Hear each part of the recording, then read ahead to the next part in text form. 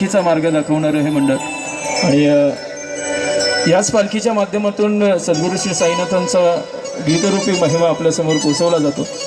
चांदबाईंचं हे अतिशय मार्मिक वर्णन होतं। खरं तर सद्गुरू श्री साईनाथांचाच महिमा, कारण सद्गुरू श्री साईनाथांच्या नावापुढे आरोळी देताना आपण जे बिरुदावली लावतो, अनंत कोटी ब्रह्मांड नायक राजाधिराज योगीराज, त्यातला योगीराज हा शब्द खरा करणारं हे गीत आहे। कदाचित जरा व्यवस्थित लक्ष देऊन आपण पाहिलं तर आपल्या लक्षात येईल योगी म्हणजे काय याचं चिंतन करताना बऱ्याच ठिकाणी आपल्याला योगी कुणाला म्हणतात याचं आपल्या अध्यात्मामध्ये बरंच वर्णन आलेलं आहे। ज्ञानेश्वरीमध्ये ज्ञानेश्वर महाराजांनी योगीचं वर्णन करताना असं लिहिलं आहे की समुद्रापलीकडले देखे आणि मनोगत ओळखे मुंगीचे तो योगी। समुद्रापलीकडे काय दिसतं किंवा स्वर्गीचा आलोचे ऐके, म्हणजे स्वर्गामध्ये जे देव बोलत असतात त्यांचं म्हणणं पृथ्वीवर बसून जो ऐकतो तो योगी असतो।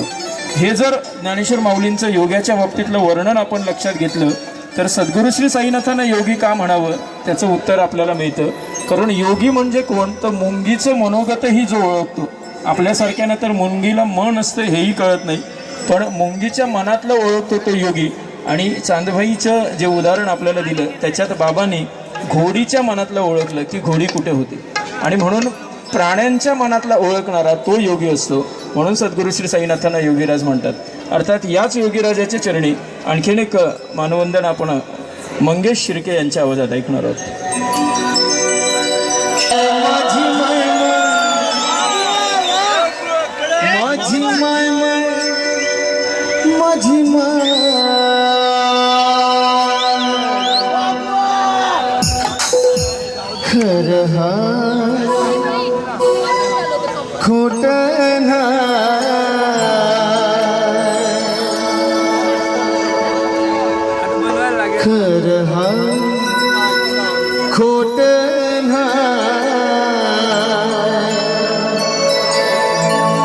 साऱ्या विश्वाची माऊली द्वारका माईत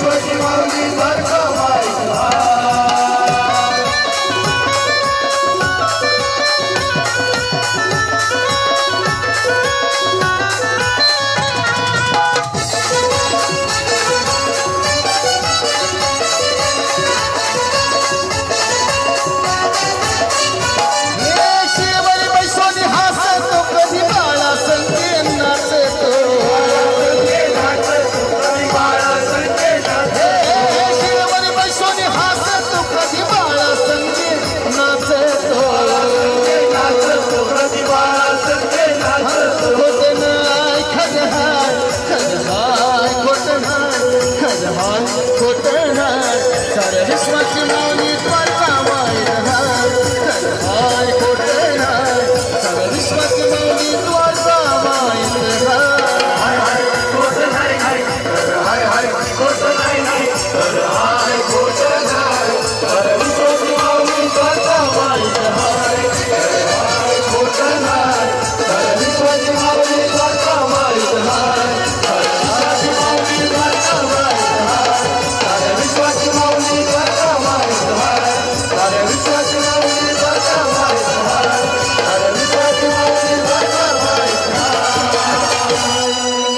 खरं हाय खोटं नाय साऱ्या विश्वाची माऊली द्वारका माईत